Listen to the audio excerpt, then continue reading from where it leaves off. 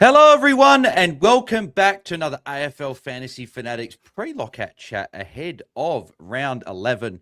Our final week. It's hard to imagine that this is our final week of having 9 games of footy for probably a good sort of month, 5 weeks. So let's enjoy these 9 games of footy, hopefully we'll get some good scores with best 22 as we move towards the bye rounds. I'm your host, Bales, and you can find BAILSDT across the socials. And joining me is just one of my AFL Fantasy Fanatic co-hosts, is Tom, jumping on, mate. How are you? Yeah, I'm all right. All right. Been a tough week for trades. I think the game order and, team news that we found out today has kind of made it harder / easier with less things able to be done. So looking forward to having a little chat. Yeah, exactly. Before we do, though, mate, big weekend for you. Hull City in the playoffs, trying to get back in the Premier League for any of those soccer fans out there. So, mate, you're feeling confident ahead of Hull's game against, I can't remember, who are you guys playing again? Fun. We are playing Middlesbrough, I believe. If it goes ahead, might not go ahead. Think it'll go ahead. It's a mess across there, but we're that's with the whole Southampton thing, isn't it? The Spygate, essentially. Yeah, it's mental. But tomorrow, hopefully, by Sunday, we will be a Premier League team, which I was not expecting, considering we stayed up on goal difference last year. Yeah, exactly. Well, the 2 people in Australia will be happy. Well, you'll be the only person in Australia happy because Jake's in New Zealand at the moment. So you guys will both be cheering, I'm sure, with that one. So looking forward to that there. So then for me, F1's back this week, so I'm looking forward to that there and seeing all the Premier League wrap-ups. So it's a big weekend of sport, but we are going to focus on the AFL side of things. We did have a game last night. Unfortunately, the Crows again. Like death, taxes, and the Crows losing a close game of footy, right? Yep, we on the show a couple weeks ago, but a broken clock is right twice a day, so we do get one, but we lost another close game yet again. Umpiring was shit for both sides. I'm going to preface that right now by saying that I feel like them saying that the umpiring is as good as it's been for a long time is just some of the free kicks for both teams, so obvious ones that missed, are just ridiculous. So before anyone comes at me saying, "Oh, you're just a Crows fan," saying that umpiring's bad, no, it was bad for both. There's some bad ones missed for both. So I'm going to say that. But in terms of fantasy, Jordan Dawson, Tom, I think he's made himself pretty clear that he's going to be a trade-in target in round 13. 131 points. I know Ron was on with us Sunday, and he was a little bit sort of pessimistic on Dawson, thinking that a few of the other Crows guys had stepped up. I was probably a little bit more keen on Dawson, but I think after the 131, he's looking like a pretty good target in round 13. Would you agree? Yeah, like the role wasn't perfect. Like he was going forward quite a bit, or at least that's what 74% CBAs. I think it was still there. So yeah, but it's like I essentially drifted. It might just be my eye watching the game that I've popped him a lot in the forward half, but he's going to be a top 8 forward. He's going to have his bye next week, and then he's going to be a target, and that's just kind of how he goes. Really, he's going to be priced at about what he scores. I think, kind of in the high hundreds. Somewhere like 107, 108 kind of guy. We're all probably going to want him. He's definitely a target. Yeah, 131 obviously last week, 133 a couple weeks against Richmond, 4 tons in a row, only 2 scores this year, and he's 8 games below a ton, the 85 against Carlton and the 95 against Collingwood back in round 1. So going along really nicely. So Dawson, everyone knows how good that week will be for me bringing him in. I've been waiting so long to bring him in, and I'll be able to get captaining him. Even if it's a bad matchup, you're captain. Not against Geelong, because there could be some. Actually, to be fair, there could be some attention in that one if Rankin's not going to be there. Because that was the other big story from last night.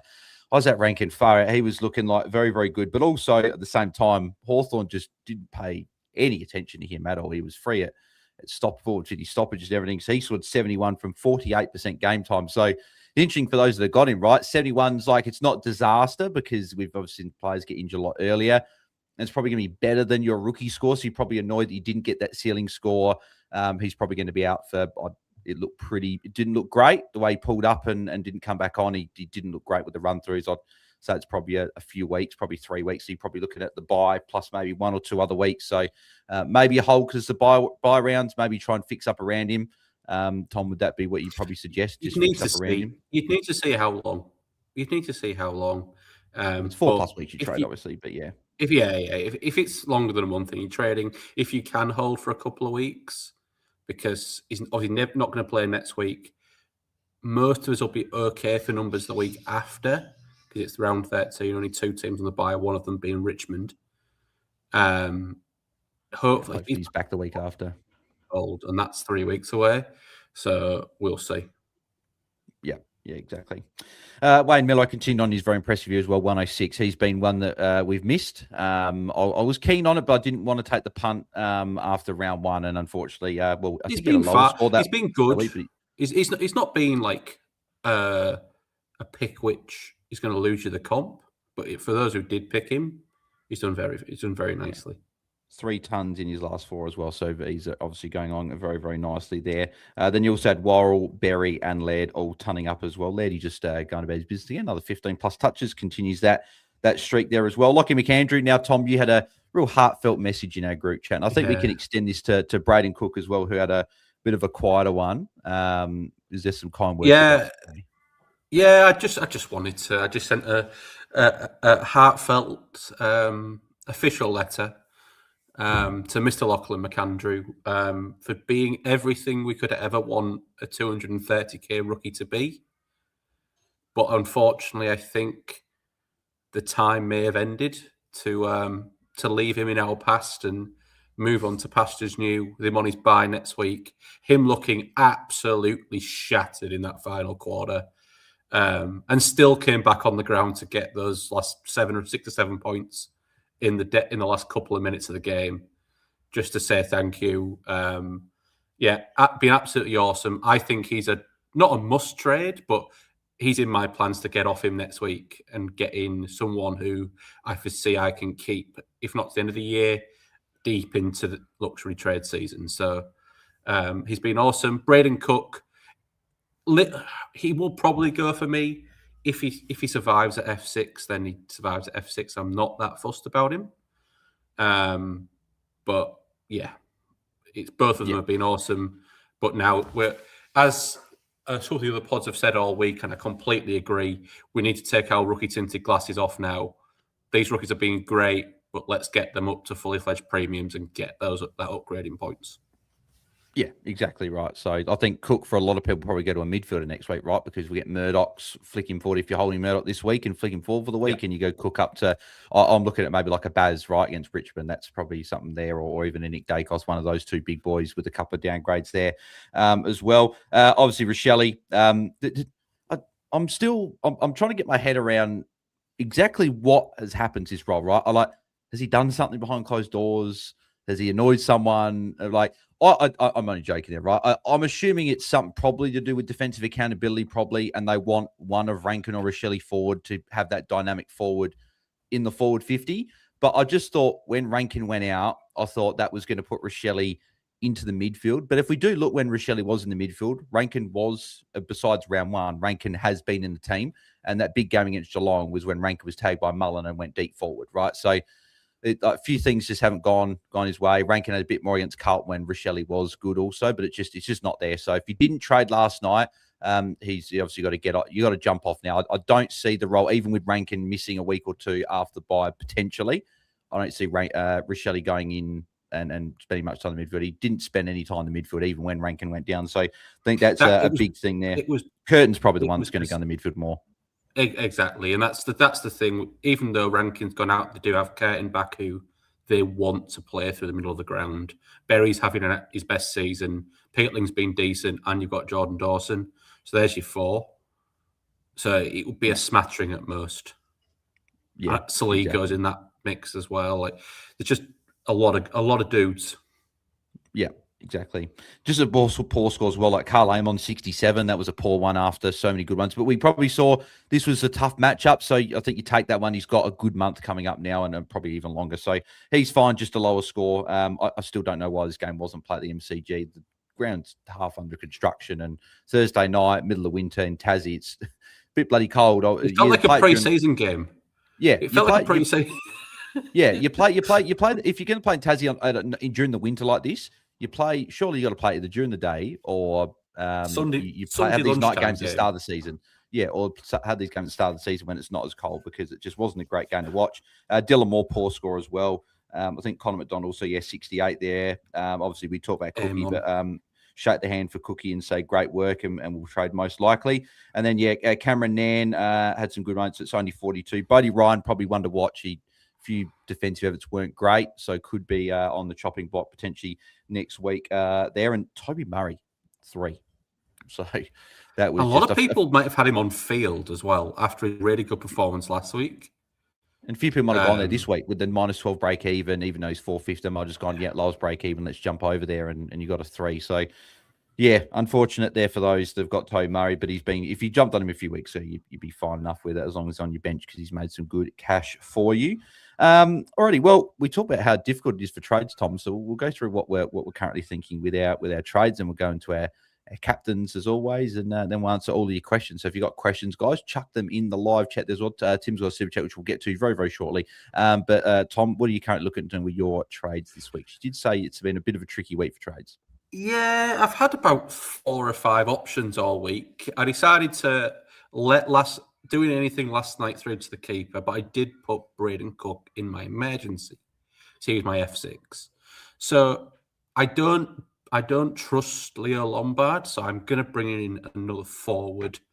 And for the case of he's been good for the last 6-8 weeks really, and he plays Richmond tonight, and he has a good bye round 13, and I don't have any other round. Only a couple of Giants defenders.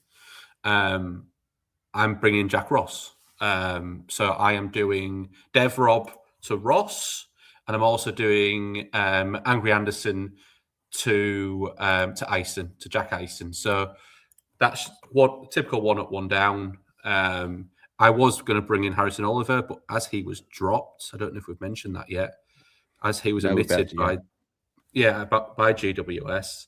That means Mr. Blumeyers gets to stay another week, and I can use him as a loop in the defensive line between Toddy Marshall and Jack Carroll tonight. So hopefully Jack Carroll does the business, and that's my trades.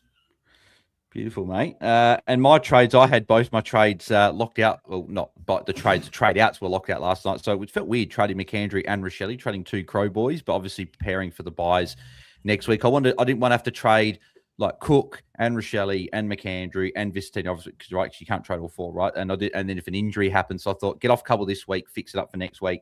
And I'm bringing in Darcy Cameron and Jordan DeGoey.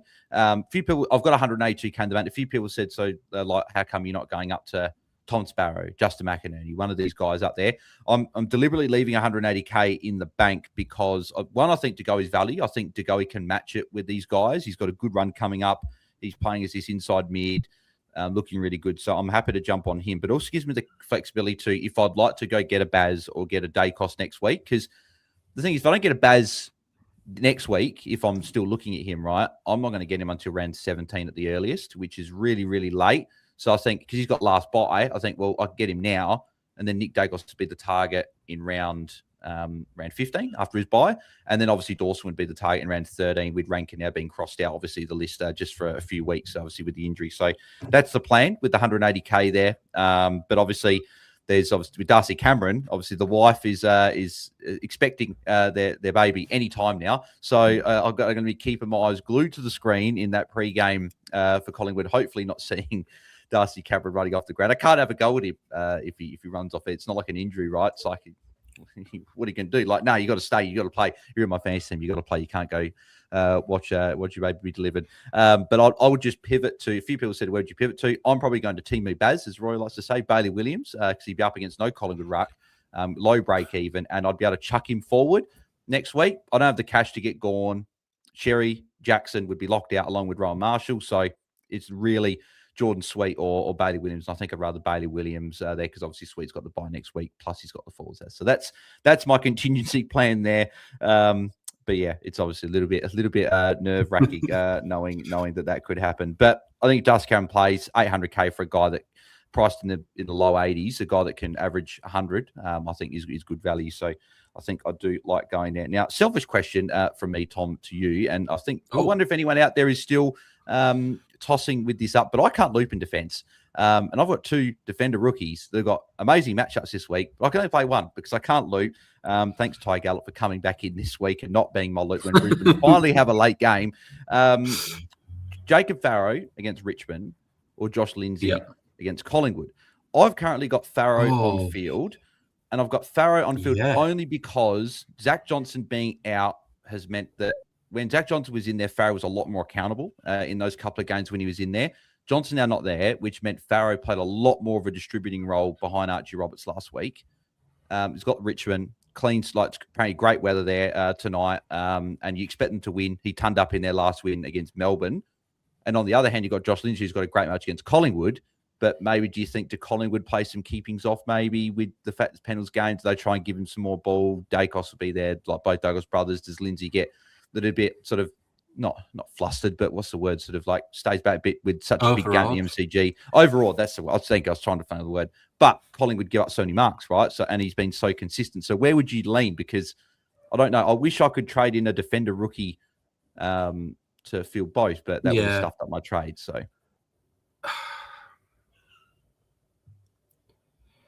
I think you.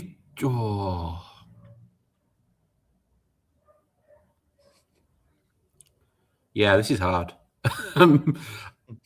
I think I might just nudge Lindsay just because he's got a decent share of the kick-ins. He's not got all of them, but he's certainly got some piece of the kick-ins. But like that could be 40 points wrong. Like Farrow could turn up tonight quite easily, but Farrow could also score 60 quite easily tonight. Like I think it is literally a toss-up. Yeah, I'm sorry. It's very hard because I look at Farrow. So Zach Johnson played in round 9 when Farrow scored the 43, and I noticed that Farrow was a lot more accountable in that game. But then he scored a 58 against Gold Coast. Farrow did there when Zach Merritt went back into defence, and a 53 against Brisbane. So I'm looking at that going, is that just down to Brisbane being the matchup, Merritt going back into defence and playing accountable, and then the first game has Lindsay ever scored that low? What is Lindsay's floor? I don't think. Lindsay's floor. Well, so Lindsay's floor is what? He scored a 55 against Sydney, but besides that, he hasn't gone below 60. Yeah. I think Farrow's got a couple of tons in those first couple of games. I know he scored okay last week. But Redmond wasn't there. That's probably the other thing, right? But I think with Redmond back there too, he's easing his way back in. He's been a big ball winner back in that back half for them. And he's been slow to come back from this injury. I think you go Lindsay. But it's like I think points wrong. No, I think I do as well, just because you look at it and you look at the 2 tons that Farrow got were against the Dogs in Melbourne, and that was with no Redmond there. So it's like, take out those 2 tons, that 80 that he scored last week was actually his 3rd highest score. So if you take those 2 tons away, he actually has only had the one, he's gone 80 or below in every other game. So maybe it is Lindsay's got the ability to go well. It's got Collingwood. So I think I'll go Lindsay for the safer play, but it'll be annoying if I watch tonight and the watch along and Farrow ends up turning up and he's on my bench and I've got I've got Farrow on field. So if you want someone to go against you, but I don't own Lindsay, so actually I do have a play. I could bring in a defender red dot, take the ton and play and either take Cook's score or take Ty Gallup. So there you go. No, I'm not doing that. Oh, okay. Yeah, no. Yeah, no, not doing that. That is for sure. So, in terms of, I guess, just we'll touch on as well. Actually, we'll do Tim's super chat first before we do that. Tim's asking super chat. Thank you, mate. Ash Whitfield or Ash/Whitfield and Pickett. Oh, hang on. No, so actually, which 2 of Ash, Whitfield, Pickett, McInerney? So I'm assuming he picks 1 forward, 1 defender. So Ash, Whitfield, and then Pickett, McInerney. I'm Whitfield and Pickett personally. Yeah, I don't love getting either of those Giants defenders 2 out from the bye playing the hardest matchup for defenders this week. Given I do feel like there's going to be a bit of a reaction from Whitfield. It's got a good run after this week. So, a good buy. That's probably why I'm leaning there. And actually in the midfield, I'm just a bit, I don't know. I don't like. I own Ash. I've owned Ash since round 2. I don't love Ash in the midfield. I think he needs a lot of possessions to get to his 100 now because he doesn't tackle. Like, he's literally a turnstile in there. And he doesn't have quite the access to he does still get marks, but he doesn't quite have the access to the easy marks that he used to get. Yeah. So, Yeah, no, I agree. I think, I'd be going Whitfield if you're going the two, because I know that Tim has got Sinclair, so he's probably just going, well, I want the next best defender, and that's probably Whitfield there. So, I would agree. In terms of, I guess, the other sort of popular ins for this week, in terms of rookies, obviously Oliver has sort of ruled himself out, but if you had to pick between Ison, Banfield, probably the two ones there, and obviously Roby's there that a few people are paying up for this week. Where are you going? Is it Ison, or are you going for Banfield with the DPP? No, I'm going Ison, just because I think Ison is pretty locked in that side now. Or not as much as you can be after one game, but I thought it was very impressive. Fraser's first game, right? And they brought him in. Yeah. Banfield I thought was decent. He was pretty quiet first half, and a really involved third quarter where he kicked a goal. I don't know how locked he is. The flag. Pardon? Well, it was against Richmond as well. That's probably the flag. Yeah, right? and it was, as you say, perfect. It was against Richmond. I think I'm Ison, but if you need a forward, then Banfield's absolutely fine. Yeah, agreed. And then Roby, your thoughts on paying up $491K? You're not bringing him in as a rookie, right? You're bringing him in as a 3-week play to make some cash, give you some flexibility, and then you trade at his buy in round 15. Yeah, so I'm make 150K maybe. Yeah, I'm pretty against this trade, just because I don't. Maybe I'm not as hot as I should be on him as a scorer. He does play Richmond tonight. I just don't. Richmond, West Coast, Carlton, Melbourne, then his buy. So it's 4 pretty decent matchups. Melbourne may be a little bit trickier than the others, but yeah, it's pretty. I mean, it's still pretty good. Melbourne not exactly hard. No, I just think that you can get a player who can score within 10 points of him for 200K less. And as you're probably getting closer to a 60, 65. I'd probably say, based on I kind of have him 60. I kind of have him about 65, priced in the early 50s. I see there's some cash there, definitely. But I want the cash on my field now, and that's just very personal. If you've only got maybe 1 or 2 rookies on field, then maybe you can go Roby. But if you've got 3+, I mean, I've still got 5 or 4 now. I've still got 4. Like, I don't want to keep rookies because there's only so many weeks of trades. And pick it, Tim. So you don't need to keep spending money, mate. We said pick it. Yeah. No, Tim. Yeah, we answered your super chat before, so appreciate the super chats. But you might have missed our answer. But yeah, we said go Cozzy there as the fourth there. So yeah, thanks for that, Tim. Please stop spending your money, mate. I'm probably more keen on Roby a little bit more than you. I've probably got him closer to 70 or just over 70 just with the matchups. But again, 491K, that could hinder you in terms of getting the premium you want next week or the week after. Like the 200K might be beneficial in round 15, but it might not be as beneficial when you're trying to there's going to be teams as early as next week or even round 13 that have got all their rookies off field that have got 22 premiums. Okay, yes, when the buys, so it's hidden a little bit, but I'd just probably keep that in mind. Some teams it does work. I didn't mind the Rochelle down to him play it, saying I considered as well. But you put in our chat and said that I think we just want these preem scorers on field now. The guys that can give us these tons. As you said, I think we've shifted our focus from not spending up crazy, but getting these premium scorers in that can hit your 80s, 90s, 100s consistently on field. So I think I'm more there, but I think also there are some teams that it does work for, particularly those that might need a real injection of cash. Maybe you go coming sideways to Roby and then you do a downgrade to Ison maybe just to get some team value going. But yeah, I agree. It's probably just too late, but I don't mind it there as well. Obviously, Harry Oliver that you mentioned before as well has been omitted. So that's a big one. A lot of people jumping over there. We need a defensive rookie. Bodie Ryan locked out already. So, yeah, I think you've probably got to find other rookies there as well. All right, let's move over to captains for round 11. I'll go through my top 5. If you do want my top 10 rundown, you can check out the video from yesterday where I went through all the top 10.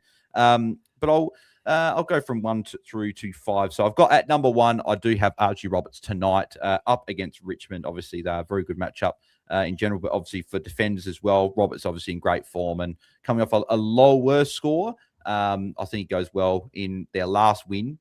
Eston had. He scored 162. So I think he can go absolutely huge in this game here, and it will be a very popular VC. I think the most popular captain will be Brodie Grundy, who's my number 2 option up against Geelong. They didn't bring Reece Stanley in, so it's just Mitch Edwards / Blitzarves again that will be doing the ruck. I think Grundy's going to go absolutely huge again. So I think they're the 2 best options. All right, Grundy at number 2. I've got Zach Merritt number 3 tonight up against Richmond. Obviously, Richmond, again, I mentioned with Roberts there. Great matchup. Slight flag is that I wonder if Ross does a job. He did it last. In the first game, Merritt went nuts along with Nick Martin. If we remember that game where they both went over 140, 150. But the second game, Merritt started like house on fire. Then Ross went to Merritt. You sort of wondered, do Richmond think there is a chance to win tonight? If Merritt's in the midfield, does Ross go to him, or is Ross now more that midfielder that is helping the team more instead of just doing the tagging job? So something to watch. I think Merritt will be fine. I don't think Taezer will go there, but I've got him at number 3. Number 4, Harry Sheezel. Expect a bounce back from both North Melbourne and Harry Sheezel. Gold Coast, great matchup. I think he goes big here. And I've got Nick Dacos at number 5. He would have been obviously a lot higher if not for the Hoff tag that will very likely go to him. If that doesn't work, Milan Murdoch will probably go to him as well. So who knows? Both have run a double tag on Nick Dacos. Would shock me. So yeah, just one to watch. But I've got him at number 5 because I think he'll still be able to go decent enough. Maybe just that ceiling of 150, 140 might not quite be there this week, but I think he'll still go quite well. So Tom, in saying all that, who have you got as your V, C, and C this week? Yeah, Roberts into Grundy. I don't think there's any need to get. No, just don't. And my line is probably. Is it 120? I probably want to see a 2. I probably want to see a 2. Yeah, 120. Yeah, I'm thinking the same thing as well. Also, because and it also, for me personally, depends on what Jack Carroll scores. If Jack Carroll scores a 40, then I'm not taking, unless like actually Roberts would have to go silly because he's my only loop option. And I'd sooner play Todd Marshall as a punt and just go with Brodie Grundy if it's like 122. I think the combined score would be more. But that's just me, my personal team stitch. Yeah, I'm the same as well. I'd Braden Cook as the emergency. I was sort of just thinking you just get a 60 or something, and I'd just take that. But 49, it's sort of on the borderline. I've got Lombard on field, but and I've also got like Angry Anderson, who I could use as the loop. The only thing that makes me concerned with that is obviously with the Tog threshold, and I've got all the players that play after the Collingwood game. I've got Butters tomorrow night, got Bont on Sunday, I've got Walsh on Saturday night, I've got Steele on Sunday, I've got Callahan on Sunday, and I've got McCluggage on Sunday. So my whole midfield essentially plays Saturday night or Sunday, which makes me really, really nervous about doing that. And I'm also really nervous about doing Vicentini as my emergency because he got dropped this week. Obviously, that was another one, so he doesn't lose cash. But if I put him on field and I bench, say, Darcy Cameron, and he goes well, and Vicentini's a late in with Jordan Sweet, that makes me really nervous about copping a 20 on field and not getting a score from Cameron or whatever. So if Roberts goes big tonight, I'll just take probably Cook's 49. I'll just have to and just go, well, I'll just have to. It is what it is. Or I can run the risk of a loop somewhere else, but it's a bit nerve-wracking. So we'll see what Roberts does tonight there. But as I said, I think it's probably 120 for me as well this week. Alrighty, let's get into some questions, shall we? So we'll go through the questions. So if you, there's a lot of chat going through as always. So thanks everyone for getting in the chat there. If you can chuck in your questions again, we'll get to answering those now. So chat at the bottom of the chat, we'll answer from the bottom. So Evil Cheese got the first one. He says he's got a strange one. I have Rankin and he's under the Tog. If I name an emergency, I assume they play regardless if they score under 72. No, so you get the highest score of Rankin and your emergency. So if your emergency goes under that, you get Rankin score. If your emergency goes above that, you get. So it's essentially your emergency this week for those Rankin notes. It's a bit of a free hit, right? If you get an emergency that goes bigger than that, then you obviously get the score right. But if not, you get the 70, and it is what it is, I guess, unfortunately. So. Ben has got this one. Zorko and Blamires to Ison and Roberts, or Murdoch and Blamires to Ison and Wilkie. So what are your thoughts about trading? So Zorko obviously not named again this week. Zorko's not named. So for you, Ben, who does that bring on field if you don't trade I think I'm just the first one anyway.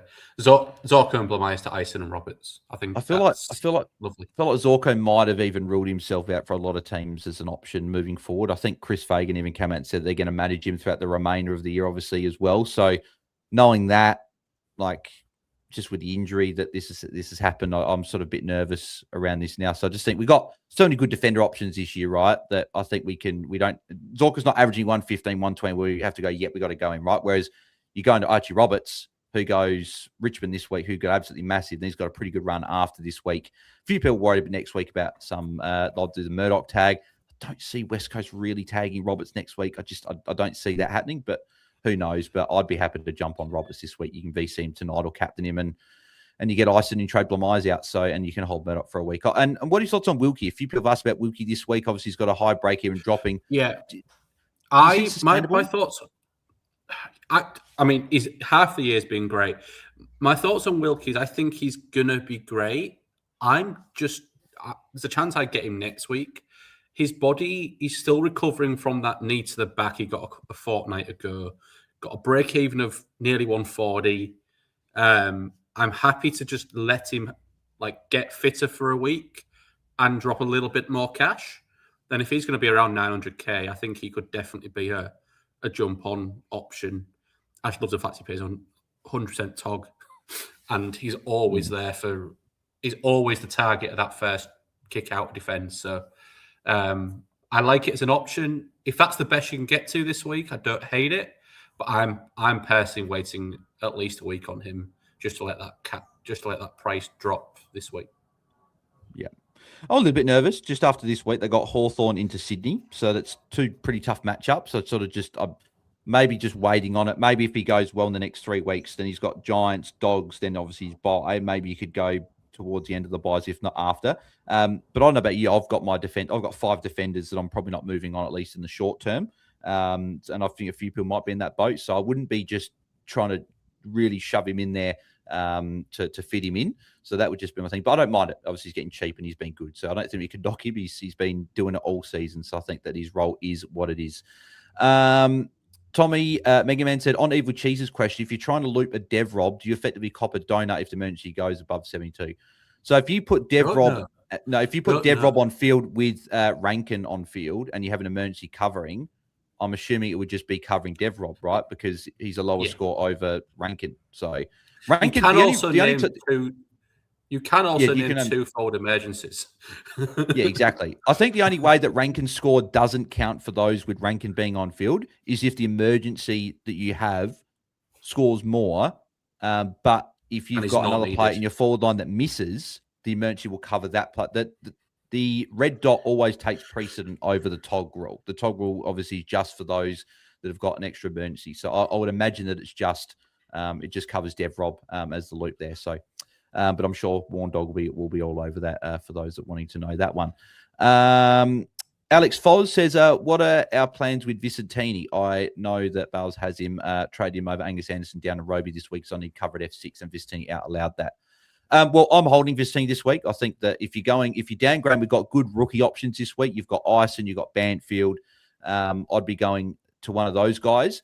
And the thing with Vicentini, right, is that he's dropped this week, which is obviously helpful for those that have got him. He's got the bye next week as well. So you don't even have to trade him next week either. It could actually be the week after. If we get more rookies named next week, bring those in. But by round 13, if Vicentini is still not, if he's named again, I think by round 13 we want to trade because that's what 253k essentially I think it's somewhere. So I think he's 483 and no 465. So he's still got 235k sitting there ready to go as an upgrade. So I'm looking as early as next week. But if I've got rookies I want to downgrade to next week, it'll be soon. But eventually you can downgrade. Shajil says, I went Rochelle down to Roby. Don't trust most forwards to go 10 plus on him, and he makes cash while the expensive ones don't. And I don't mind that play. I don't mind that. I think you can definitely absolutely, kick that off. Absolutely fine. That is yeah, exactly. ZH, is Nasai a hold now? Upgrades can be made without trading him. He's 2 weeks, right? Yeah. Does that answer ZH's question? Though? If you can do the exact same trades that you can without trading, you just keep him now, 2 weeks? Yep. Yeah, you're going to get an extra upgrade the week he's back. You're just sucking it up for 2 more. Yeah. And no one, and he's going to be unique, right? Because everyone that traded him out is not going to get him, right? Because he's got the last buy. So we're not going to trade in. We're going to be trading the guys off his buy. So you're going to have a bit of a unique there as well. So, yep, I would be holding. Elizano says Murdoch is 100% tagging Roberts next week. I'm not sure about that. And we'll see this week, right? We'll see. GWS are a special case where out of that back line, with Ash not there, they have one distributor. And he actually hurts teams. I don't see Roberts actually hurting teams. He just kind of his disposals aren't exactly damaging. I don't think we will throw our structure out and lock down one of our better players for Archie Roberts. I think we've seen plenty of times Roberts get 40 and the Essendon get absolutely battered. So it might happen. I'm not saying it won't happen. I just don't think it is 100% locked for that to happen. Just because someone gets lots of positions and scores well fantasy doesn't mean that they're that damaging footy-wise, a la Aaron Hall. Yeah, exactly. And they play the last game next round as well. So even just looking very quickly here as well, like you've got and I said that Baz had Richmond next week. No, he's got Carlton next week. I thought he had Richmond coming up at some point. Maybe not. But like Baz has got Carlton next week. Grundy's got Richmond along with Heaney. For those that have got Heaney, you've got obviously Bont's got Collingwood. Dacos got the Dogs. Like there's Whitfield's got Melbourne. There are a lot of good matchups next week for captains there. So you don't have to go Roberts captain if you don't want it next week. If you're worried about any sort of tag there as well. Lucas Laspina says, would you trade in Roby, Ison, or DeGoey given they'll be on field? If the first two, I'll bank some good cash, 260 to 460k. Well, I'll answer this one because I'm pretty much doing this on this question. I'm getting DeGoey personally. Like Ison, I wouldn't be paying on field for one, so I wouldn't be getting Ison if you got to play him on field. So Ridge between Roby and DeGoey. Again, depends what is that cash going to be used for next week. Can you get a much better player with that? But with DeGoey, the only reason he's cheap is because of that concussion game he had against Freo and Gatherand. The last 4 weeks, he's averaging over 90, I believe, and went pretty well last week, considering that Jordan did go to him for a little bit in that game when Dacos went forward. And he had the most CBAs on the ground, 96% CBAs, which that tells me that the body is going well. He's obviously fit and healthy at the moment. That was I owned DeGoey myself. I got him in last week. That night, that was just because it was a lucky 96 or whatever it was. It was not like he was on the field loads. It was just goals. Oh, sorry, 96 when he was on the field. He's a three bench a half guy. That's what it was last week anyway. 3 bench stints a half. He started on, then jumped straight off, and then finishes the first quarter off. Then has one break in the second quarter. So Tog's okay. His Tog's good. Like 80% Tog? Yeah, like 82, 82, 85, 79, 78, right? So it's not Jack Steele type areas, but it's still decent, right? But I agree. It's probably 3 breaks, but short stints, like on for a couple. Because they want him on fit. They want him. What I loved is he was leading into the back pocket for +6s. And that he didn't get him last week, he got on the week before. He didn't get him, but he's doing that running. His body must be, he's not just shuffling from contest to contest. He's trying to get uncontested ball as well, which makes, I'm very happy with the pick, and I would definitely recommend going there. Yeah. He's priced in the mid-70s. I think he goes mid-80s to high 80s. I've probably got him pegged at maybe ceiling about 90, particularly with the good matchups to come as well. I think that's a good thing with him there, so that's why I probably like it as well. Damon Snell currently got no defensive cover. Harry Oliver and Blamage. Should I reverse my trade from Devrob down to Banfield to Blamage to a defender rookie? Not sure who has the best job security role. That's the thing, though, right? Who's the defensive rookie that you?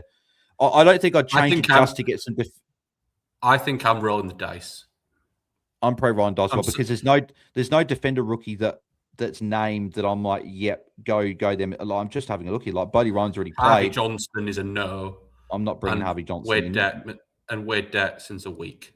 He's in for 1 week for Wiedering, right? So I think you roll the dice. But maybe you don't bring in. I don't know if I'd bring in. Have you brought in Harry Oliver? Is that what, or did you bring him in last week? I'm assuming you brought in Harry Oliver last week. So I think you just got to leave him there, unfortunately, and hope he comes back in. He got him last week. He's doing Devrob to Banfield this week. I think you just got to.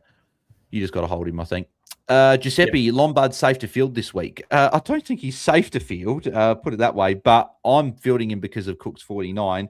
I've got a bit of confidence the last month. Yeah, his role's improved a lot. He's a lot more further up the ground, getting around sort of stoppages, that real high half forward, 56, 63, 68, 62. And they've been in pretty tough matchups. Like he's done against Hawthorn, Giants, St Kilda, and who'd they play last week? Port Adelaide. So none of them really like easy. Like, okay, St Kilda can put some points right, but he went 68 there. So, I think that he can get to 55, 60 as well. So hopefully that is the case there. Trey says, ticking off trading Zorko, get out while I can. I think I'd be off. Yes, I'd be getting off. Yeah, agreed. Lee Everett, Retchko or Cumming on field? I think I saw Mitch chatting about it. I think Essen are the clear best matchup for outside mids. So I think, is it Retchko? I think, personally, I think Retchko is a better scorer. His tog is insane. Well, besides last week, it was high in mid-90s the 2 weeks before. So a little bit more bench time last week. Yeah, Essendon aren't as good as they have previously been. They're not as good as other positions for wingers. But I think Retchko is a better scorer in general than Sam Cumming. Big open spaces of the MCG. I would be going there. Yeah, I do actually think, though, Sam Cumming, for those that have held, I actually do think he can have a much better score tonight against Essendon. We saw he did against West Coast. So I'm hoping that I think McAuliffe isn't named again. So you think that he should get some CBAs there. Hopefully he can have a better score and make a little bit of cash for those that are holding there. But yeah, well, I'm just looking here at the Mirrors Magic DVP. There are only 3 bright green matchups for outside mids over the last 5 weeks. Carlton +5, West Coast +6.5, Essendon +14. So they are over the last 5 weeks for outside mids. So I think that takes into account those more outside players and wingers. I'm on DFS. Different sites. Yeah, different sites. But yeah, so Essendon, though, good matchup regardless, still right? Good, still good. So I think you're backing him in there as well. Giuseppe also saying, surely Merritt goes big tonight. The CBAs are a worry.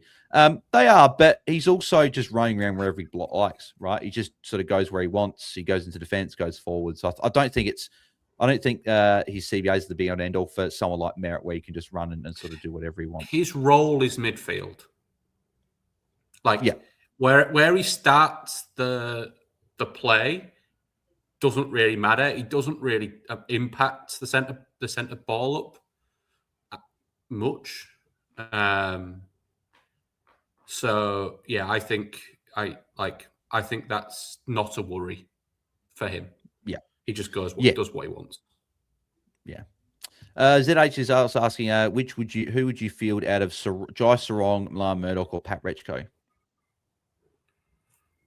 Murdoch. I think I agree. Sarong against Geelong in Geelong is a little bit scary, but we have seen Jai Sarong actually score well in tough matchups, and it's a skinny ground. Skinny field. Skinny field. I think, apart from last week, where obviously Murdoch tagged, I don't know if he tags this week, but I don't think there's one particular player in the defensive line for him to shut down. I think if he goes to Josh Dacos, you're leaving Dan Houston. If you go to Dan Houston, you're leaving Josh Dacos. Whereas last week, Whitfield, you shut him out of the game. That was it. They don't have any runs. So I think it was just... And Minnie said it's horses for courses, right? So just it depends game to game. It's not going to be an every week thing. And I think him saying that means that I think that he'll just be doing his normal role that he has done all season. Hopefully that means it's a good score. And he's averaged 75 plus in that role, which is awesome. Yeah. DJL Fantasy says, hi lads, I looked Cook last night. Do we reckon Watkins goes 50 plus or just take Cook's 49? Most players, I would say, take it on, but I feel pretty nervous about it. I think you got to take it. I think you got to take it on anyway. I think you just got to you got to try. I think it's I think you can, because I guess worst case, Watkins goes a 30 odd and you lose 15 points, but he could go like a 7. Yeah, you've got to try. You probably do, but Watkins is one of the players I'm just like, I don't even know if I'm confident. I agree. He goes more than 40. But yeah, I agree. But you probably have to take it on, right? Because you're probably not going to lose a lot anyway, but you could gain at least some. I guess I normally say it with other rookies as well. Right? If you get like a 60 in a midfield rookie, you just take it on because, okay, you might get a 50, but you could also get a 70, 80 plus. So maybe you just hope he goes 55, 60 and you can gain some points there. Max Tomo, I've gone McAndrew to Grundy and Rochelle to Ison. Anything you change with Rochelle and Mac already played? Depends who you're playing for on field instead of Rochelle, but they're ticks for me if you've got a decent enough rookie playing on. Grundy this week, he's my favourite premium to bring in.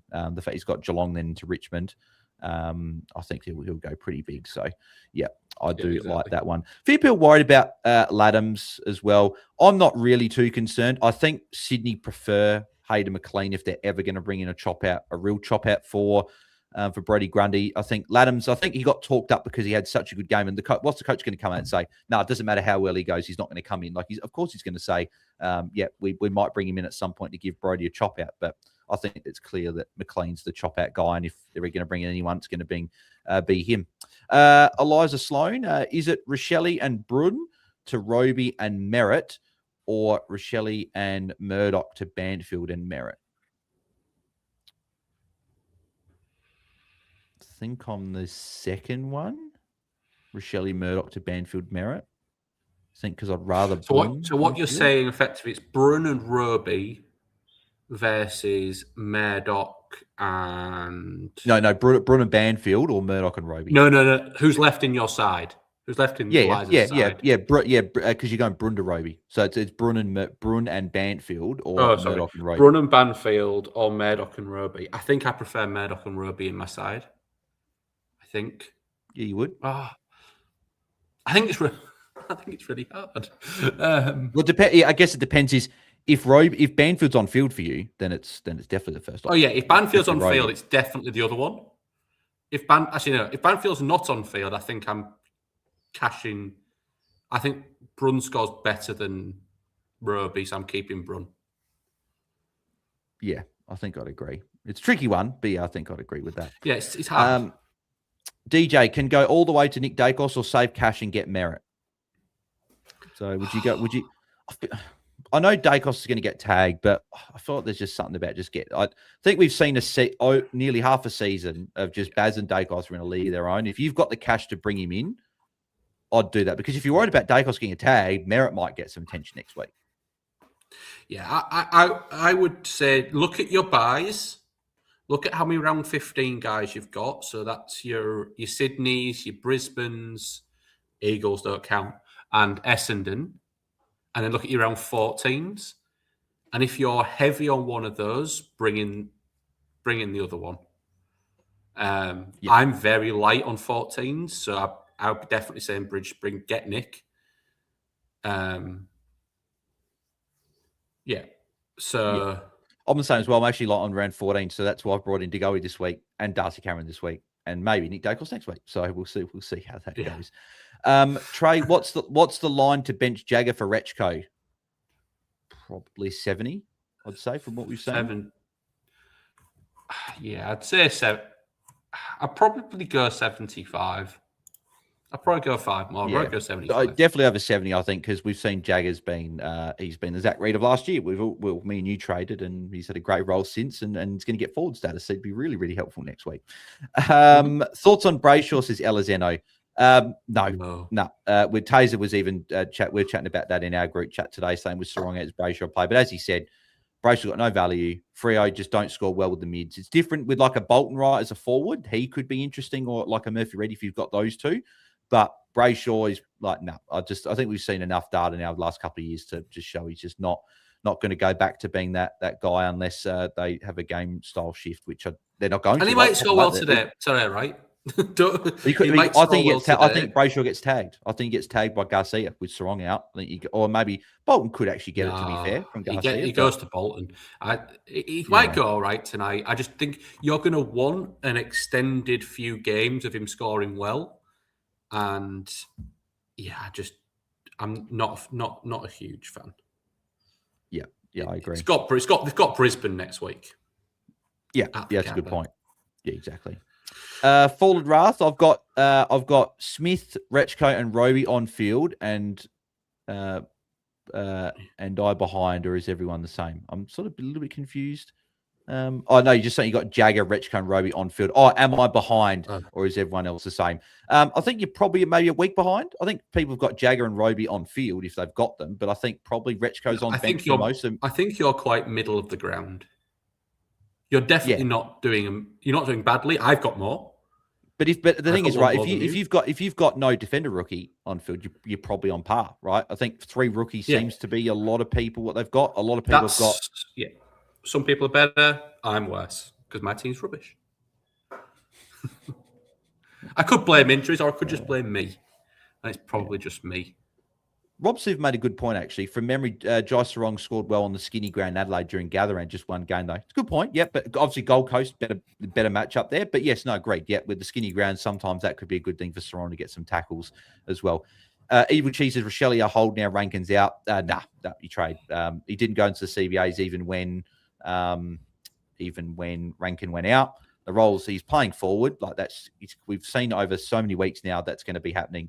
I think you trade, and he's got the bye next week anyway. So, and he's not going to be a top 6. I don't think, even if he went a little bit more into the mids. So, NJ the best says, hey guys, do we play Lombard over Shelley's 59? Started around 159, had Rankin, so want to chase points. So with Cook, I'd say yes, but where do you sit, Tom, with Rochelli's 59? Do you take it on and just hope that Lombard can give you 70, 80, or is that sort of like Lombard's been around that mark? I'd take it on. I'd take it on. You're going to lose 20 points, and you might gain some.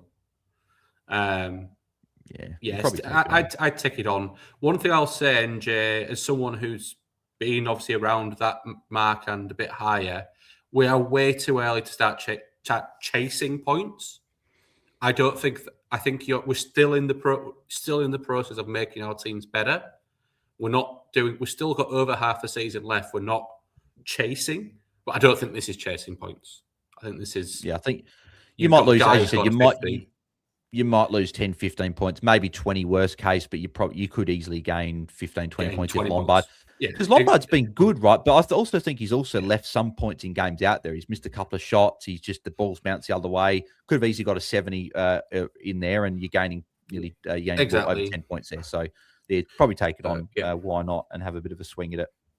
Alrighty, well, we are at 6:30 Adelaide time, so I've got to get ready for this watch song. So we'll wrap up now. But apologies if we didn't get to your question. But if you do want Gary to answer your question, you can head to patreon.com/AFL Fantasy Fanatics. You can get over there next week if you'd like, obviously, because the weekends is here. So probably no questions to be answered too much now, unless you got some trade questions you'd like to head over there. But feel free. Links in the description of the video. Max, Tom, I think we answered that one slightly before. McAndrew and Rochelle to Granny and Ison. We did. Yeah, we said we ticked those trades off, Max. So yes, tick from us. Lock those in.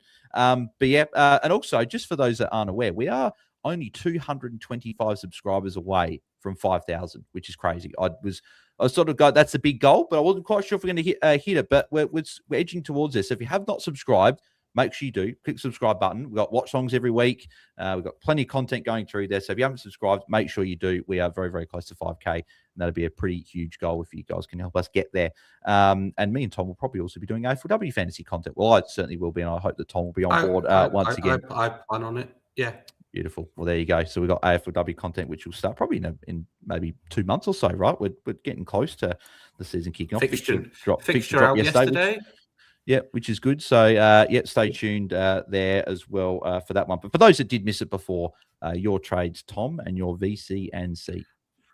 Yeah, so I'm doing Dev Rob to Jack Ross, and to fund that, I'm doing Angry Anderson down to Jack Ison, and I'm doing tonight Archie Roberts into Big Brody Grundy tomorrow. Beautiful. And I'm doing the exact same as well for captains, VC Roberts into Grundy. And my trades are traded. I'm going 2 Adelaide boys to 2 Collingwood boys. So McAndrew and Rochelle are out. Darcy Cameron and Jordan DeGoey are in. So they're the 2 ins for me there. But and then Bo Feeney just said 2 of DeGoey, Manor, or Durham. I was about to say Durham then, but I know that was going to be wrong. Just Durham. Durham. Other options, Swallow and Roby. Swallow and Roby. Swallow doesn't play anymore, does he? Not from what I know of. No, it's DeGoey. I'm DeGoey and probably Manor just because he got 130 last week and he's going to have a low break even.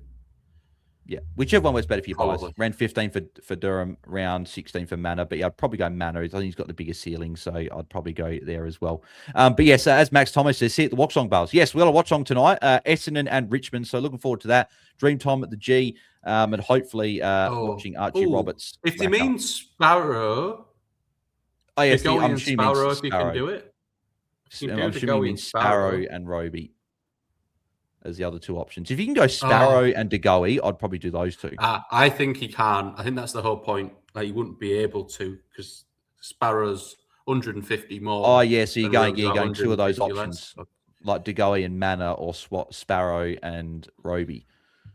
It's a tricky one. I think I'm Sparrow and Roby there. I don't like Manor or Durham enough. Yeah, I'd agree. I think I'd go Sparrow and Roby. You could also go DeGoey and Roby and have a bit of extra cash, which is Roberts, Minamoto. I know you've asked that 3 or 4 times. Roberts. Yeah, I'd go Roberts as well. We will wrap up there, but if you guys do want more questions answered, I'll be live shortly for the watch song. So make sure you guys head on over, and hopefully we can watch Roberts, as I said, go big, and any other players you've got in that game go big as well. But thanks everyone for tuning in. Tom, where can the people find you across socials and your team now for foes? Yeah, if you want to have a laugh at a rubbish team, it's Pod United on foes, and you can find me on X at Tom_Hales_. Beautiful. Thank you, mate. And good luck to your whole city this weekend. Yeah. You can find me at BAILSDT across the socials, us at AFL Fantasy Fans on X, and my team name is BAILS for foes as well. So good luck this week, everyone. Good luck with your trades. Good luck with your captaincy choices. Good luck with everything. Have a good weekend, guys. Enjoy the footy. And we'll catch you guys on Sunday night. We'll be live. I think it'll be slightly earlier, like we used to be, around sort of that 7:30. But we'll let people know what time we're live. But the game does end a bit early, so we'll let people know when we are live. So thanks everyone for tuning in. Have a good weekend. We'll catch you guys on Sunday night. See ya. Bye-bye.